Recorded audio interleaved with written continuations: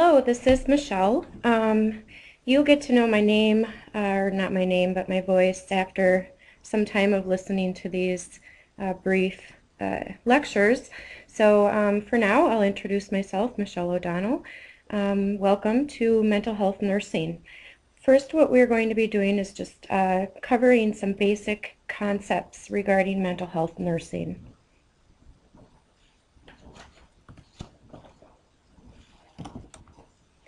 So, how is your patient's mental status? To understand mental health illness, we need to understand what it is. And as you can see on the slide there, mental health nursing is a state, or mental health is a state of well-being.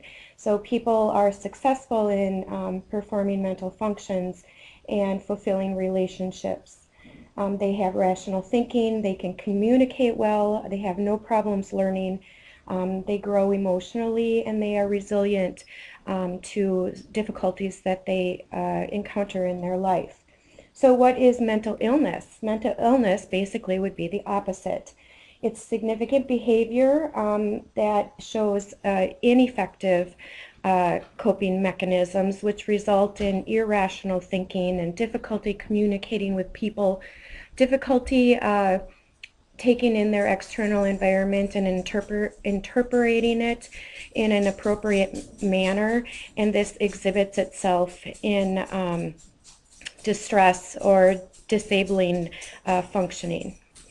And if it is severe enough, it puts a risk on the individual's health in general, and can cause suicidal thoughts and harm to oneself or to others. So mental illness impairs cognition, emotions, the way people behave. Their behavior deviates from what is normally socially acceptable, and it's a significant disturbance in mental functioning. It affects everybody along the lifespan from youth to old age. Social demands increase as we age, stress increases, and therefore mental health illness increases. We know that statistically approximately 25% of U.S. adults have a mental health illness. More than 1 out of 20 Americans 12 years of age and older report having depression. And the number of deaths from suicide surpass the number of deaths from even motor vehicle accidents. These are a list of mental health disorders that we are aware of. We will be covering each of these in depth throughout the course. The first one, eating disorders, we will not be covering, as that was covered in your second semester courses. But all the others that are listed here, we will be discussing. And one thing I wanted to note is mental health nursing is like a specialty area of nursing. But it's important to realize that as you learn about all these mental health illnesses, that no matter what area of nursing you're working in, be it nursing home, long-term care, home health, acute care, you are going to have patients that have comorbidities. So they may have physiologic disorders that they're in the hospital for or in the nursing home for, but they also can have coexisting mental health disorders.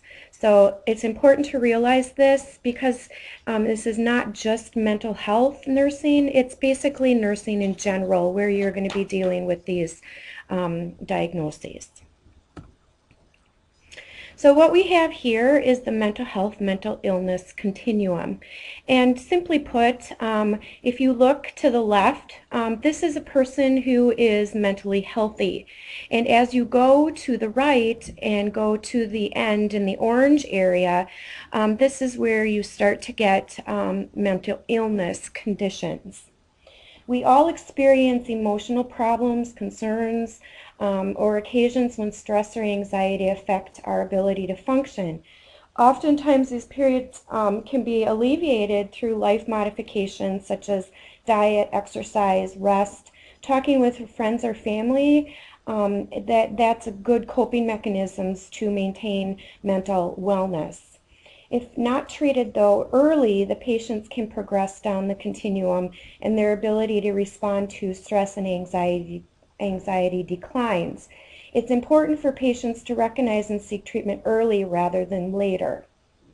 So the very right area of the continuum is where we are most likely going to see clinical mental illness. This is where we're going to get involved, say on a mental health unit, where the patient is not able to cope with their mental health stressors. So mental health, we look at individuals' ability across the continuum. We often focus on how individuals respond to stress and anxiety. For instance, how well are they doing with relationships? Are they thinking realistically or unrealistically? Is work contributing to the stress in their life? Are they thinking and problem solving appropriately? Are they relating okay to others, showing effective coping? And can they interact with the environment appropriately? Is their behavior socially acceptable? And do they have insights into their own well-being and others? Illness, on the other hand, is an impairment of all these things, impairment of relationships, ineffective coping, and reality testing is impaired. So we look at all of these things to see if it's working or it's not working. And are any of these factors contributing to the person's stress? This slide is just showing you the DSM-5. What the DSM-5 is an organizational system for psychiatric disorders. And it's put on a continuum of a developmental hierarchy, which means disorders that are usually seen in infancy, childhood, and adolescence are listed first. Neurodevelopmental disorders and disorders that occur later in life, such as neurocognitive disorders, are further down the list. With each chapter for the specific disorders, there are criteria. And the criteria, basically, you can think of them as signs and symptoms of the disorder. So in order to be diagnosed with any of these mental health diagnoses, they have to meet so many of the criteria in order to have that diagnosis.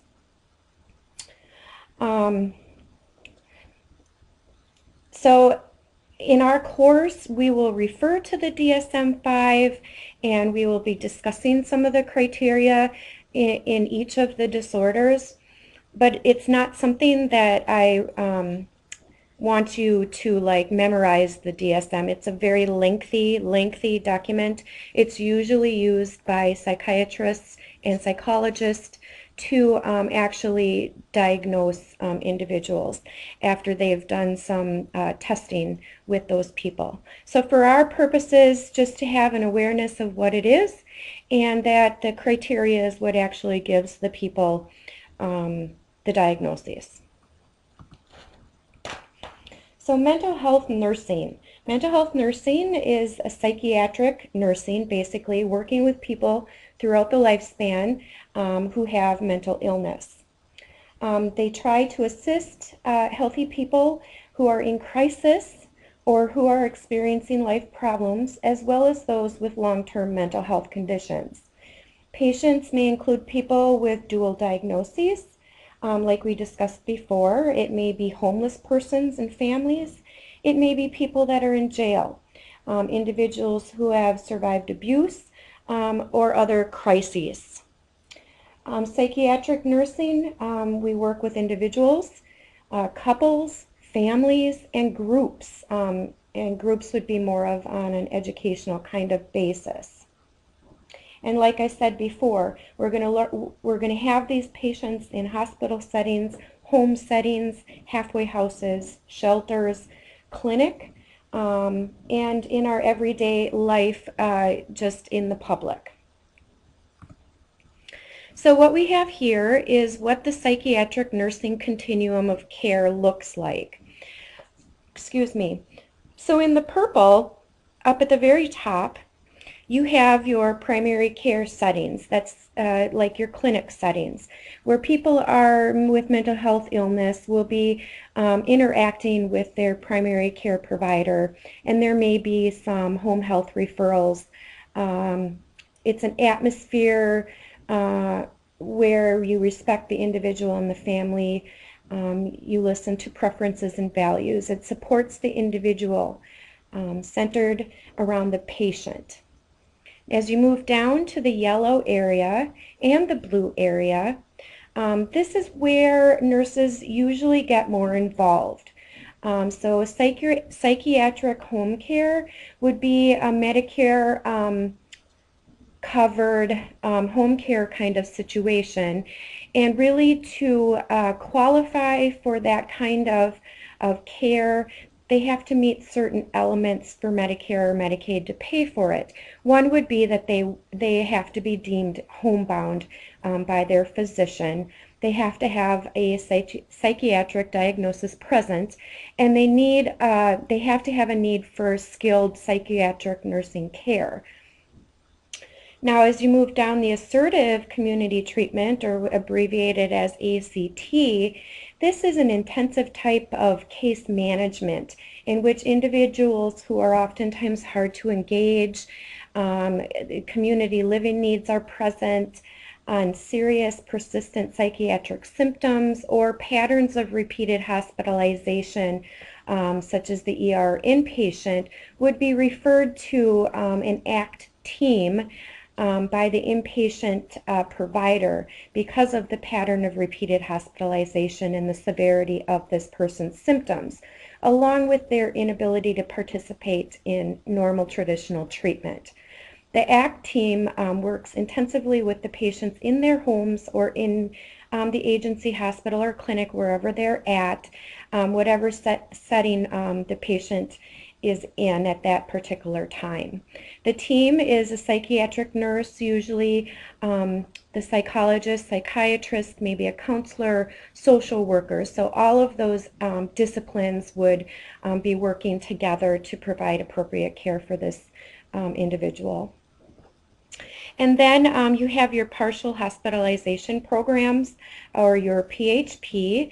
This is an intensive short-term treatment similar to inpatient care, except that the patient is able to return home each day. So typically programs offer 5 to 6 hours per day for individual and group psychotherapy treatment. The primary goals are symptom improvement, safety, and education on the clinical condition, and medication and coping strategies. Now at the very bottom, this is your crisis stabilization, right? This is your worst case scenario for the patient. They're just not doing very well.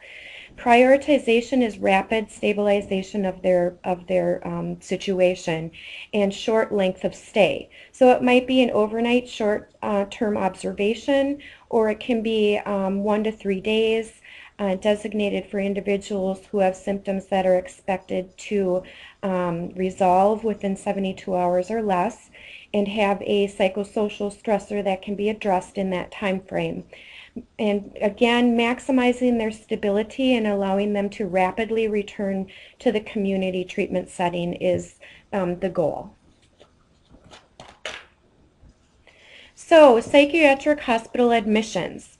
I wanted to just discuss that to be admitted to the hospital, it begins with the premise that the person is suffering from a mental illness and there is evidence of one or more of the following: that they are in imminent danger to themselves, harming themselves; 2, they are in imminent danger of harming others; or 3, unable to care for their own basic needs and or gross impairment of judgment, placing them in imminent risk based on inability to protect oneself.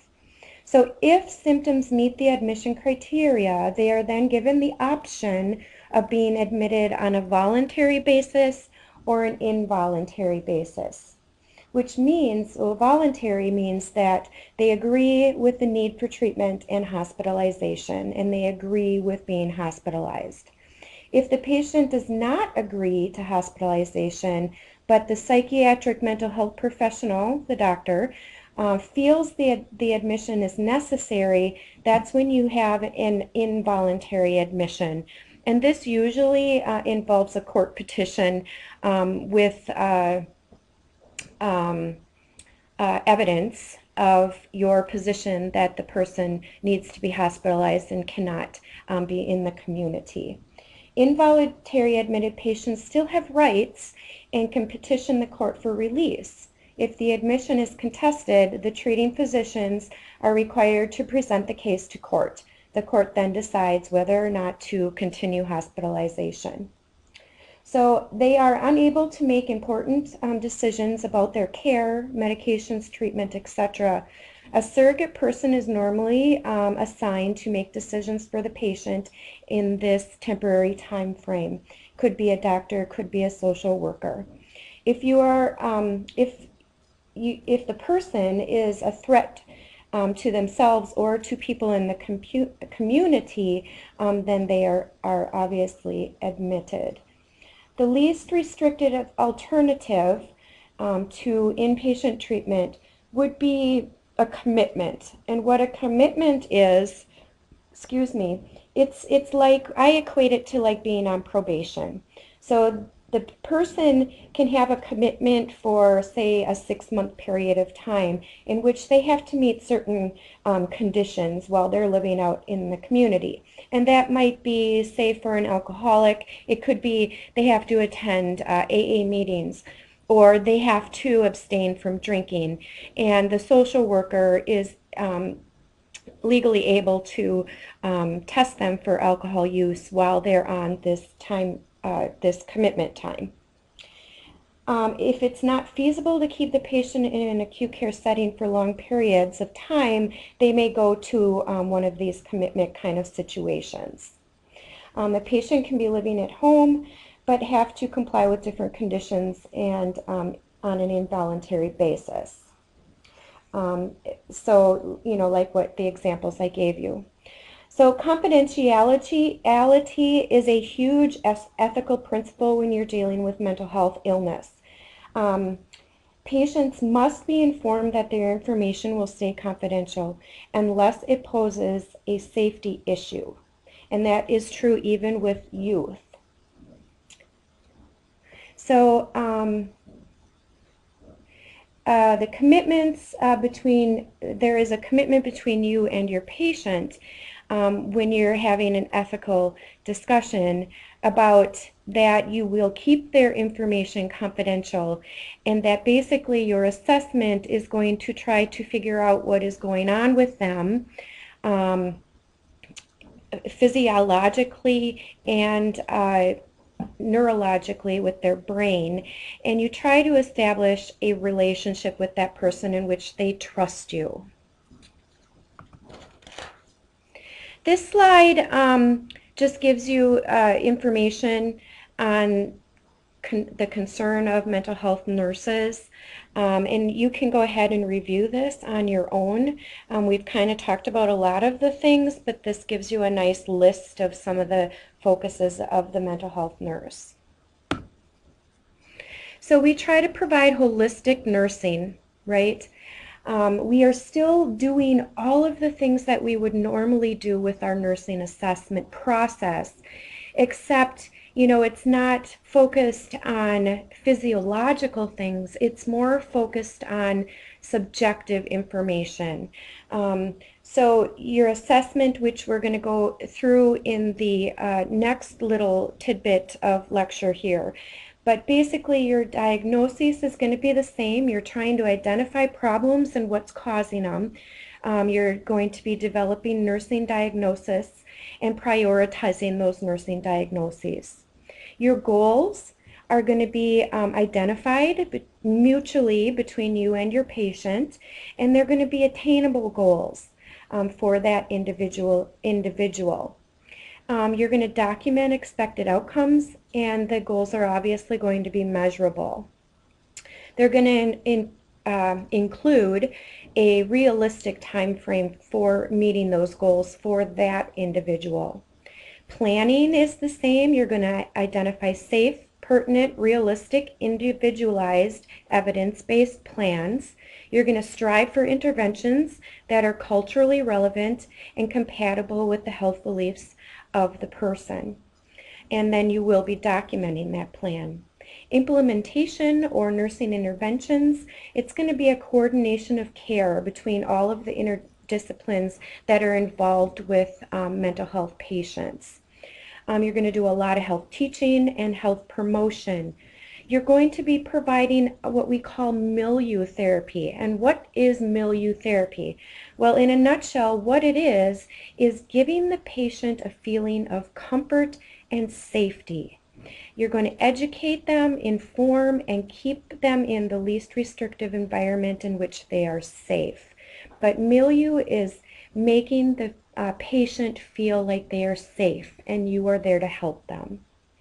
Obviously, pharmacology is going to be involved. You're going to be giving medications to try and relieve some of those symptoms associated with the mental health illness. You may be drawing labs and integrating other therapies. Your evaluation is going to be looking at those goals and documenting where we're at with meeting those goals. So I'm going to end here on basics, and the next lecture will be to cover nursing assessment.